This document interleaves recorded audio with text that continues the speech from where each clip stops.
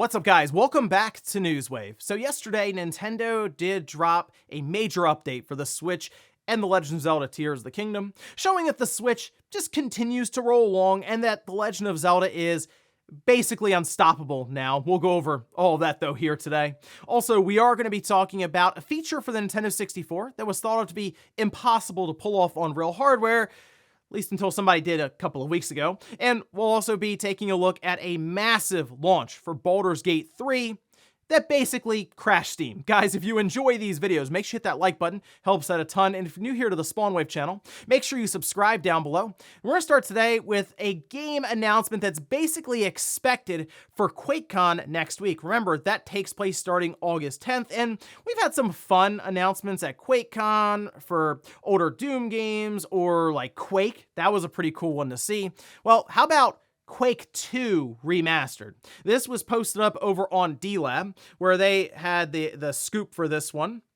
They say that Quake 2 is set to have its ESRB and PEGI ratings revealed on the 11th, so the day after QuakeCon starts, and then it appears Quake 2 Remastered will be announced at QuakeCon, and this, I assume, is going to fall in line similar to what we had with Quake Remastered, where it'll also take advantage of maybe some of the newer hardware. We've seen advanced haptic feedback, higher frame rates, all these different things, for example, with the PlayStation 5 and 4K output and stuff. But according to D-Labs, the platforms it'll be going to is basically everything. So PC, PS5, PS4, Xbox One, Xbox Series XS, and Nintendo Switch. So that's pretty exciting. Seems like one of those fun announcements that they'll have at QuakeCon next week. And Quake 2 is a really good shooter. It's a classic shooter is what I'll say. I guess it's hard to compare it to current shooters, but it's something that I think really had a nice place in history, and it's fun to see these remasters for these older shooters like a Quake 2. So I guess look towards QuakeCon next week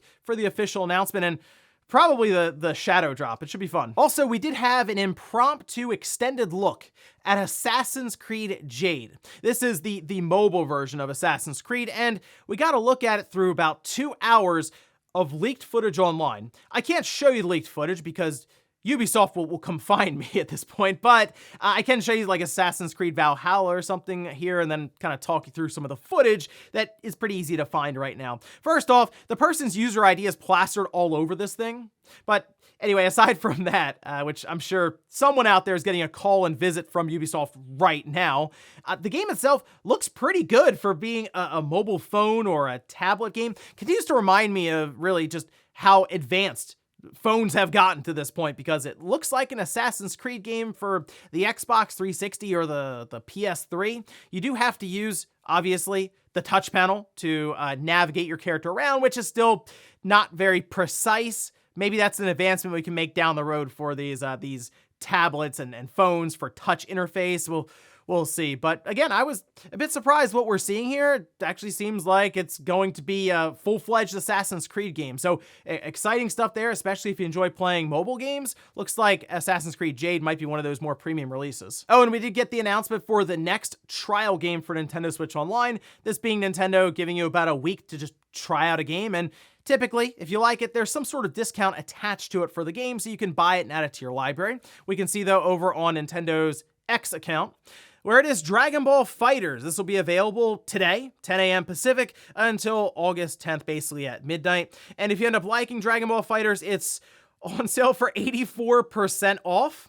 And then the DLC is 72% off. I mean, the game has been super cheap consistently on different sales, but if you were still like, I don't know if I'd enjoy a fighter, or maybe you weren't 100% sure on the Switch port, which it's a very good version of the game, there you go. If you have NSO, you can just kind of try it out and see what you think. And then if you like it, buy it for like 80% off. It's basically an impulse territory as it is, but thought I'd give you a heads up in case you wanted to try it out without technically buying it first. And guys, with some of the quick news out of the way, let's get into the bigger stuff. Let's start right away with Nintendo and their latest financial results. This is for their first quarter of the fiscal year. So this would cover months April, May, and June, which obviously would be covering the Mario movie, as well as The Legend of Zelda Tears of the Kingdom.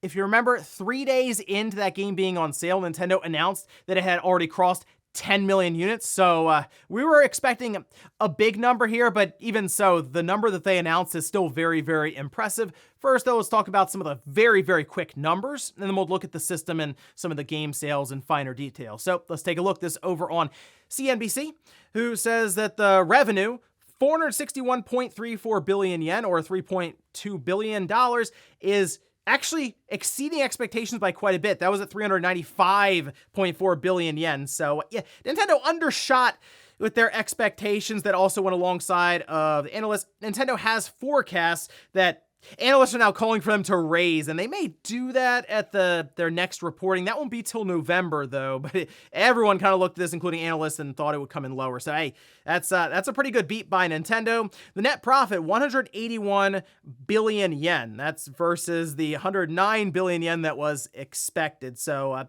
pretty good overall for their profits there. But obviously, people would be curious, how many Switch systems did they sell? As we're kind of on this trajectory for it becoming the best-selling system of all time. Of course, the PS2 and the DS currently hold that throne, but we can look at the Switch right now sitting at 129.53 million units. Again, this is as of the end of June, so this would not count any of July for the different numbers that you'll be seeing here. That means that the Switch hardware is actually up 14% quarter over quarter from last year. They sold 3.91 million units.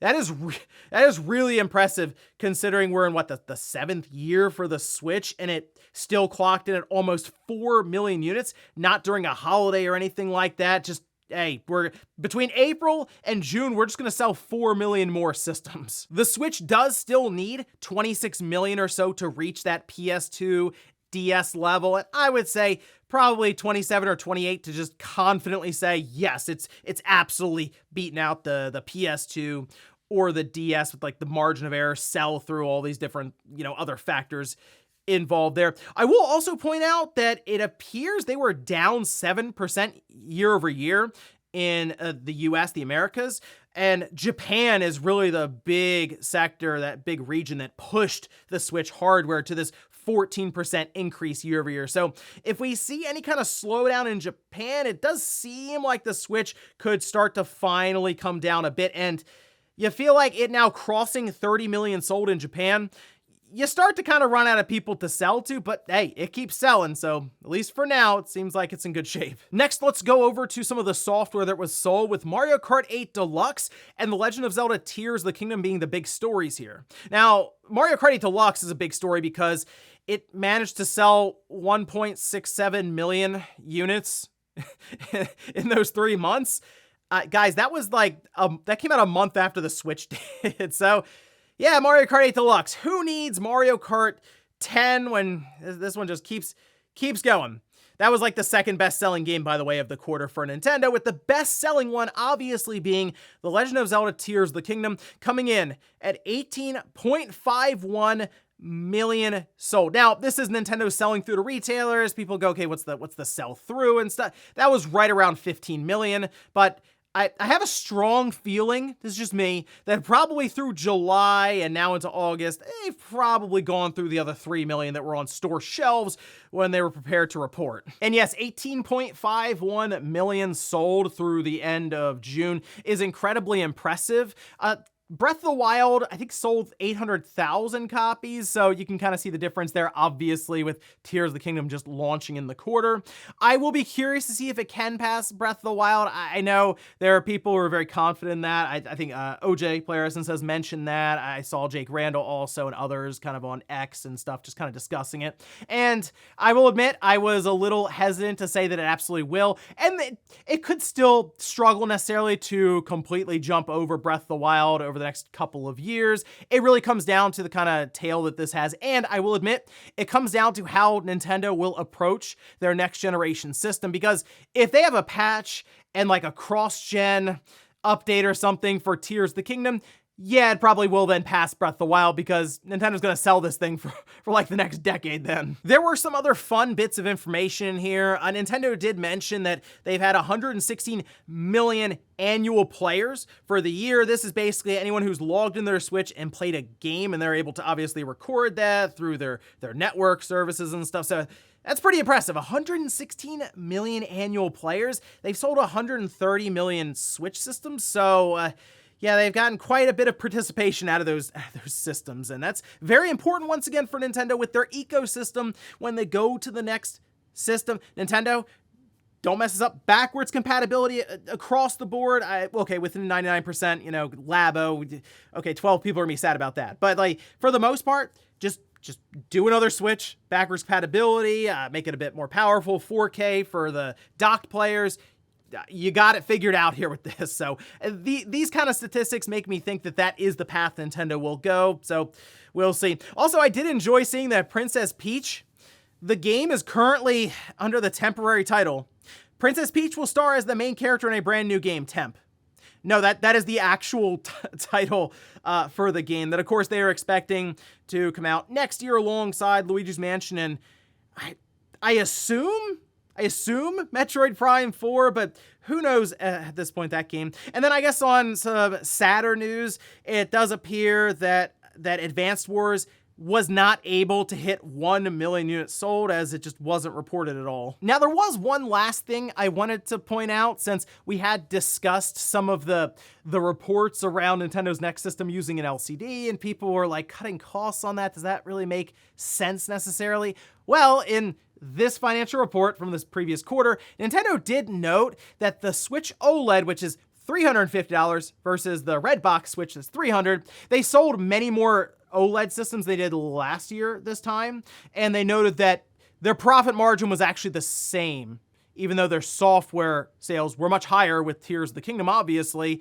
Well, that's because the OLED, the margin for sale there is smaller than what they have with the other systems. So it's actually not too weird to think that, okay, going from OLED to LCD would actually help them cut costs for the next system, because they're basically admitting that, yes, the OLED is a bit more expensive to produce overall than a standard LCD Switch. But yeah, overall, Nintendo is just cruising along. Makes a lot of sense for them right now to pile in as much software as they can. We see, 3DS games even making the jump with Luigi's Mansion, but lining things up nicely for their holiday after the Super Mario movie that they said had a huge effect on sales for different Mario games, whether it's New Super Mario Bros. U Deluxe, or Mario Kart. That just keeps pushing, and it seems like the 2D Mario, Super Mario Bros. Wonder, is setting up very nicely after the Mario movie made Nintendo a ton of money and brought up Mario's awareness in the mainstream even more so than it was before. So impressive stuff from Nintendo. We'll see how things continue along for them, especially into the holiday season. And then next year, when everybody seems to expect them to make the announcement and start to get the jump going for next gen, but it's hard to tell them to do that when they keep selling systems like this. Next up, let's talk about the Nintendo 64 and a feature that's finally been pulled off on real hardware. At least it's been pulled off on video, so there's proof of this happening, and it is a very impressive thing to see. People in the retro community, when they really put their mind to something and they want it to happen, I mean, it just happens. It's impressive. Like, for example, you can see this video that was posted up, and I recommend going to check this one out. It was a lot of fun to see this all work out in real time. No cuts or speeding up or anything, just show it as authentic as possible. This is for Stop and Swap, and it's from Skawo, and I liked seeing this because this had long been one of those, I don't say myths or urban legends or something. It had always been a mystery in the retro world, and people had worked really hard to figure out the secrets around Banjo Kazooie and Banjo Tooie with the Stop and Swap, to where people at least figured out what you would get from it and what it would accomplish for you. But in this instance, Skawo appeared to just pull it off by using a modified save or version of Ocarina of Time and having everything you need from that point loaded into memory exactly as it would be for Stop and Swap, and then, you guessed it, pop the cartridge out, pop Banjo-Kazooie in, and unlocked that aspect of the game. It had to be done very, very quickly, as was shown in the video, because what happens is it basically pulls information from that cartridge, stores it in memory in that Nintendo 64, while it awaits the next cartridge to go in to where it will unlock the Stop and Swap content and all of this. And it was an interesting idea, really it was, but you can kind of see how there would be some issues when it comes to reliability for the end user to pull it off well. at least consistently. You could probably mess around with it a bunch of times and eventually it would work, but would it cause maybe damage to the Nintendo 64 if you keep messing it up? And a lot of questions there. And in fact, as they got further into the generation, there was a revision for the Nintendo 64 motherboard that made it go from like a 10-second window down to like 1 second. And I mean, you're probably not gonna be able to pull that off at all, I would assume. Maybe someone's really, really quick with the cartridge change, but it was just something really fun I wanted to point out to you guys. I recommend going to check it. It is linked down below in the description. See something that has been talked about and rumored and discussed for so long actually be pulled off with real hardware in a video. It's fun stuff to see. And in our last bit of news, let's talk about Baldur's Gate 3 at a massive launch that it had yesterday. It came out on PC first, and it's gonna go to PlayStation 5 a month from now, kind of in that first week of September. And there have been high expectations for this game because the early access, it appears that the developers and studio behind it have really been listening to the community and working to improve the title for this big 1.0 launch, and seems like it's paid off because if you look over on SteamDB, you can see the peak for concurrent player count came in at 472,000 people. Trending games, it's just like #1 straight up. And these are all people who are buying the game, jumping in and checking it out. And it kind of sits around a lot of free-to-play games on the charts and esports titles, games that are consistently being played for like the competitive multiplayer and stuff. And while Baldur's Gate 3, of course, has like multiplayer and all this to it, and it's definitely more in line with the Dungeons and Dragons kind of setup. It's a game that I am curious about. I didn't get as into like the Baldur's Gate 1 or 2 or anything. I've been aware of them and I've seen them and all this, but I am curious about this one. So I did pick it up. I will check it out, and I'll talk about it a bit on the podcast, although I've been told this game is hundreds of hours of content, so I feel like I'll be scratching the surface when I do talk about it. However, I think it's because of this playtime that we can see over on Metacritic, even though it is out now. I mean, there's 3 reviews in at the time of this recording, and I mean, they're all glowing reviews. We have a 90, a 95, and a 100.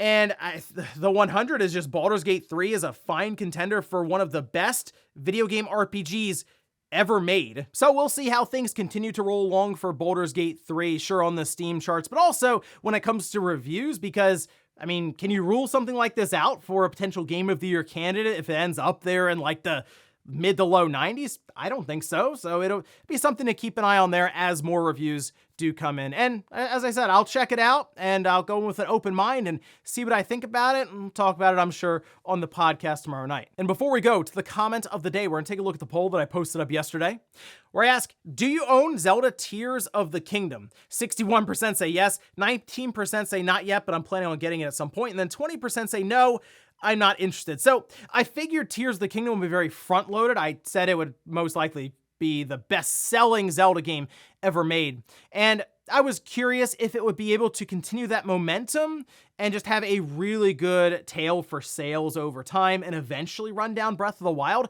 However, Nintendo did mention that there are a lot of people right now buying into Tears of the Kingdom that hadn't played Breath of the Wild. So I almost wonder if Tears of the Kingdom will also work to sell more copies of Breath of the Wild, and that could make it more challenging to run down. But as I mentioned, if we have a focus on Tears of the Kingdom when it comes to Nintendo's next generation system through patches, a 4K frame rate stuff, all that, and they market it again, or DLC, yeah, then it probably will run down at Breath of the Wild. But hey, it's not a bad thing either way. If I'm wrong there, then that means that, yeah, The Legend of Zelda doing pretty well. And we'll finish up with the comment of the day, as you're seeing here.